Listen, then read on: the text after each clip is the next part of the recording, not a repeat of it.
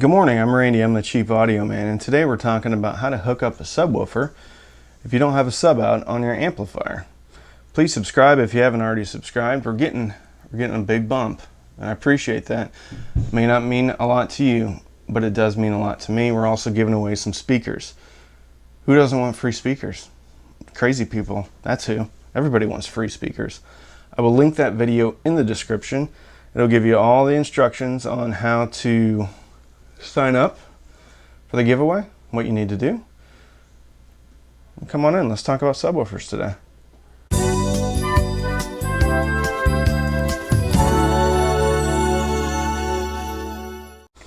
Okay, so I've gotten a few questions on if people can hook up a subwoofer without a sub out on their amp. And the good news is, absolutely, yes, for sure, you absolutely can.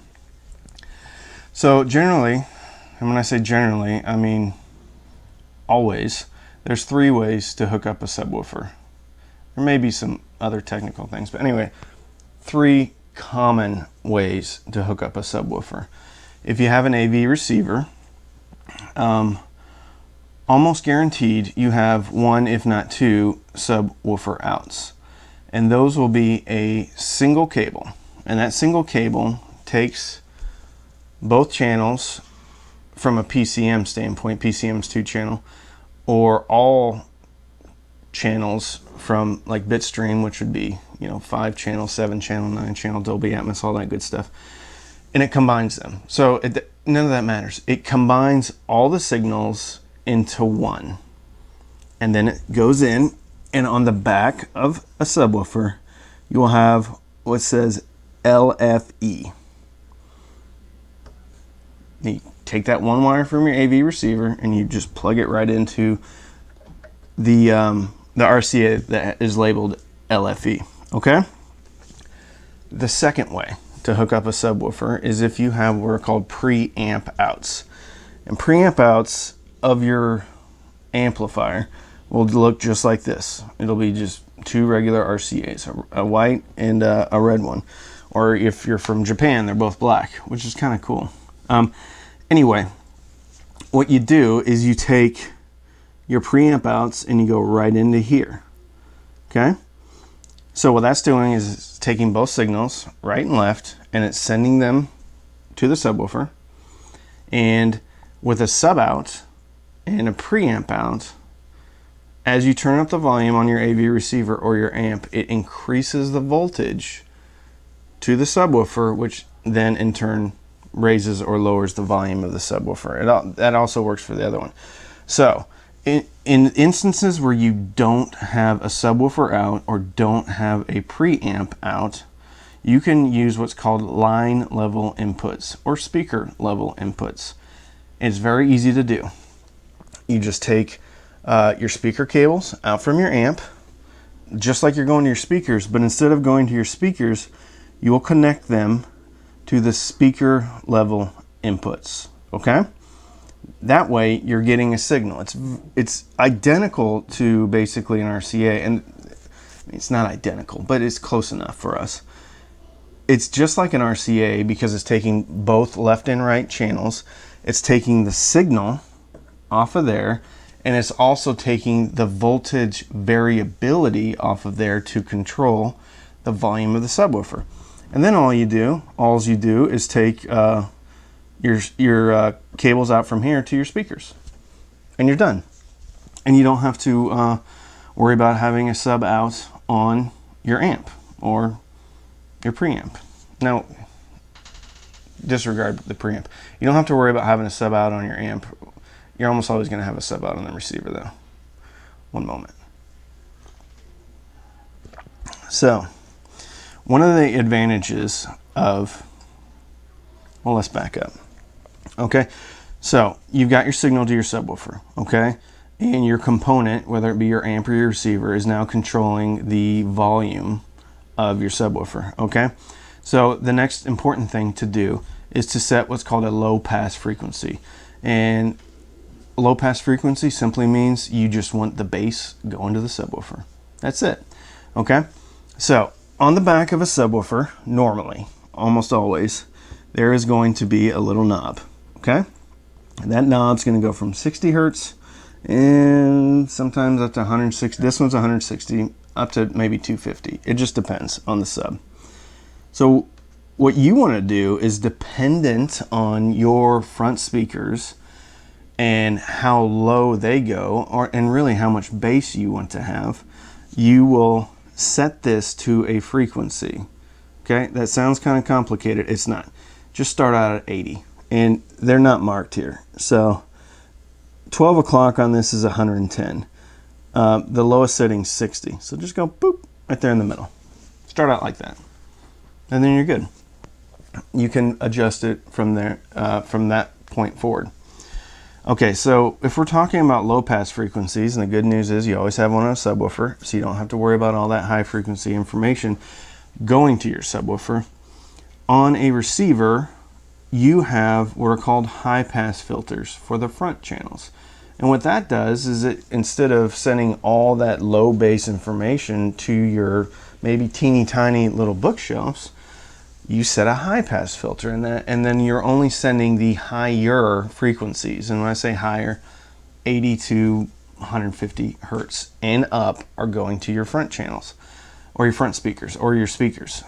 And the good thing about that is it doesn't, your fronts aren't trying to handle all that deep low end, okay?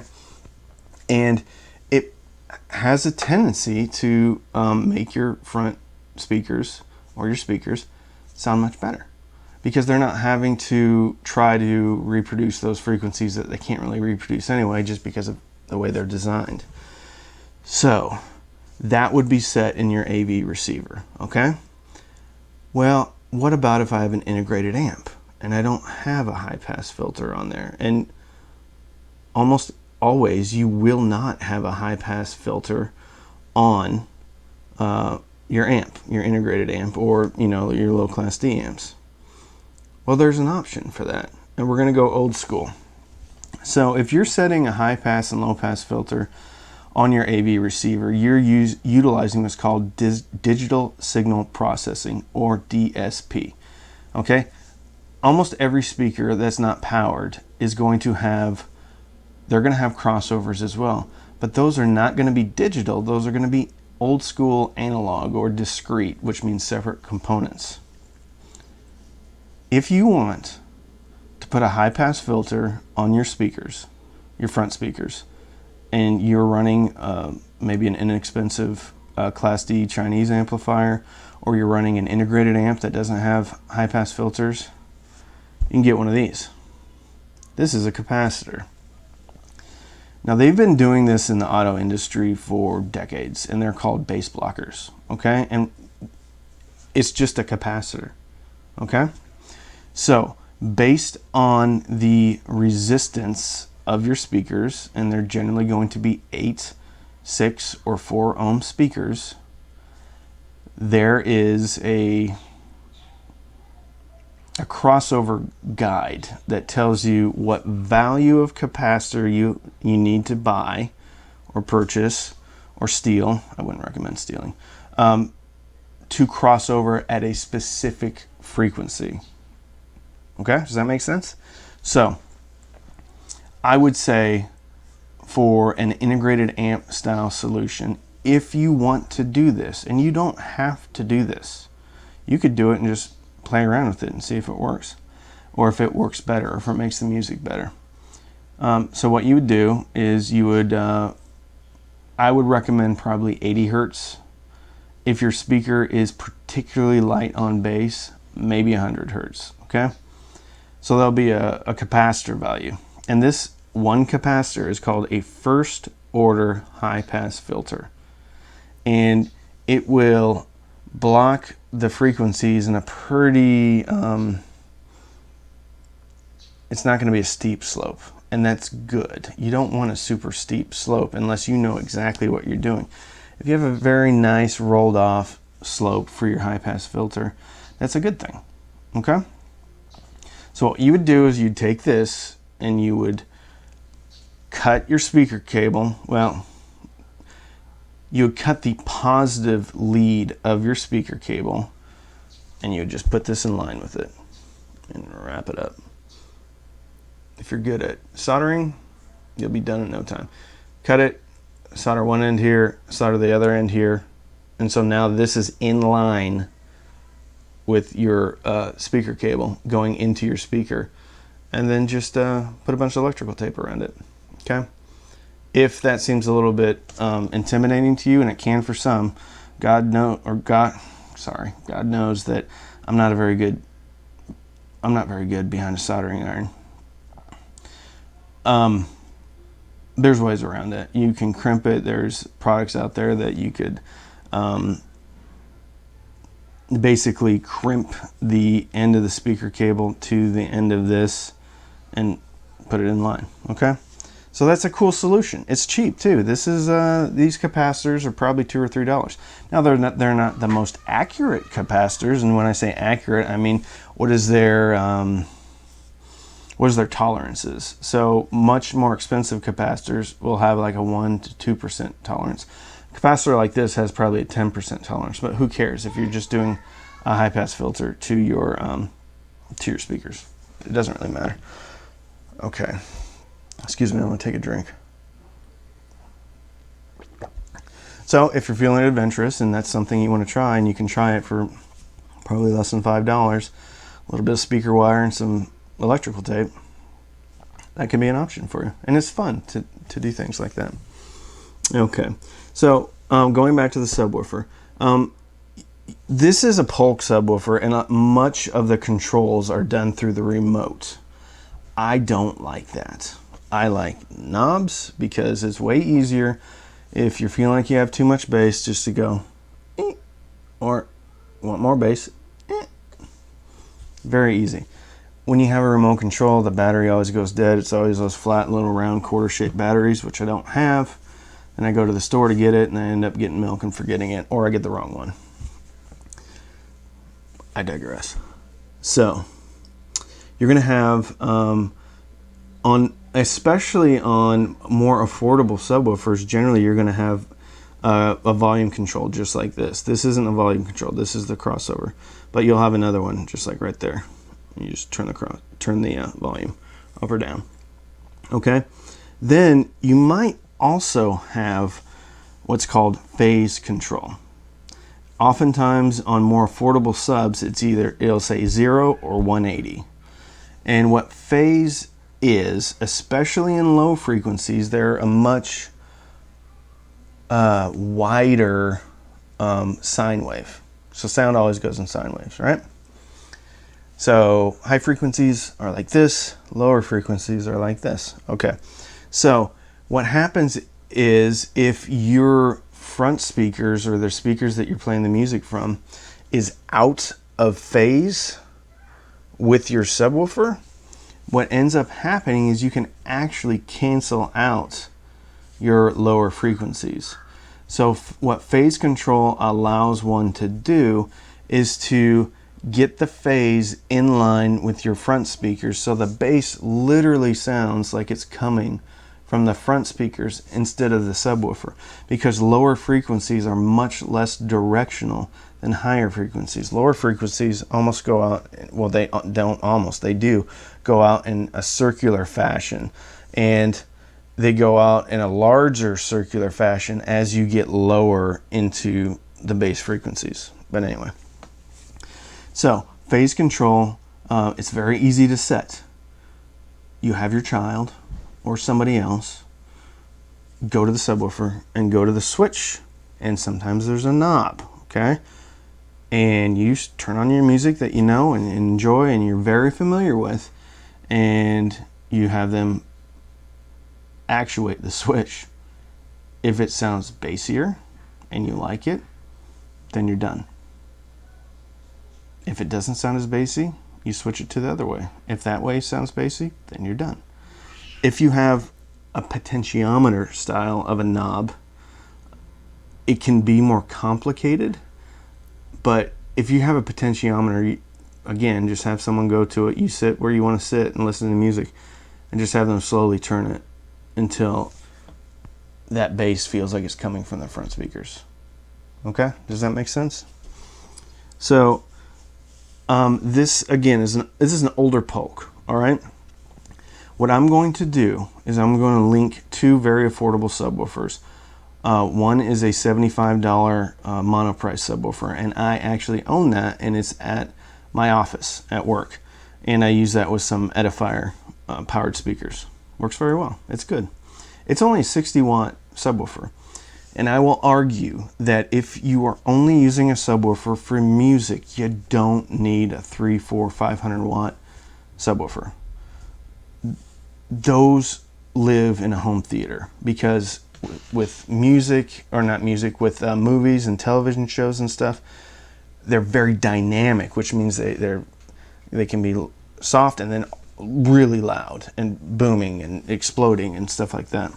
So in those use case scenarios, a higher powered subwoofer is very important. So one of them is the monoprice, I think it's 60 watts, and the other one, and this is starting to become a very reoccurring theme on this channel, is a Sony. It's on sale for Black Friday again. The thing that both of those subs have is speaker level inputs. And if you're looking to add a subwoofer to an amp, or to an amp that doesn't have a subwoofer out, you need speaker level inputs, okay? If you have a powered speaker and you want to hook up a sub and it doesn't have a sub out, you're out of luck, unless you want to do some serious cutting and voiding of warranties. You're out of luck because you don't have those speaker lines available. In some rare instances, you may be able to do that. On some powered speakers, it's simply a speaker cable going from one side to the other. However, in that situation, you're only going to get you're only going to get one channel of bass response. I guess it's better than nothing, but if you're going to buy powered speakers, look for a sub out, okay? Another thing, subwoofers come either sealed or ported. Excuse me.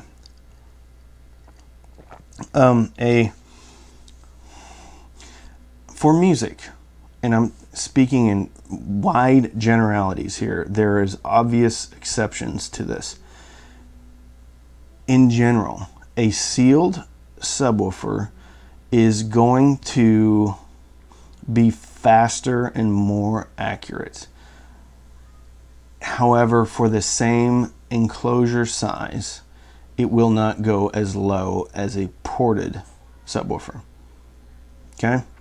I have, and I was going to show it, but that subwoofer actually doesn't have speaker level inputs. I have a 10-inch sealed subwoofer, and I love it. Child interruption.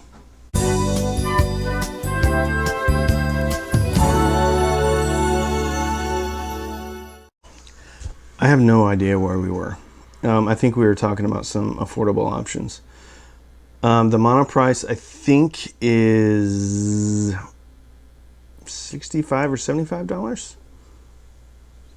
And that's a great option. 60 watts, small room. If you're only listening to music, it'll work. It's an 8-inch. It'll work every day of the week. The other option is the Sony. And again, reoccurring theme on this channel, this Sony Core series is an excellent entry level into what I would consider high-end audio. This is good stuff. It's $100.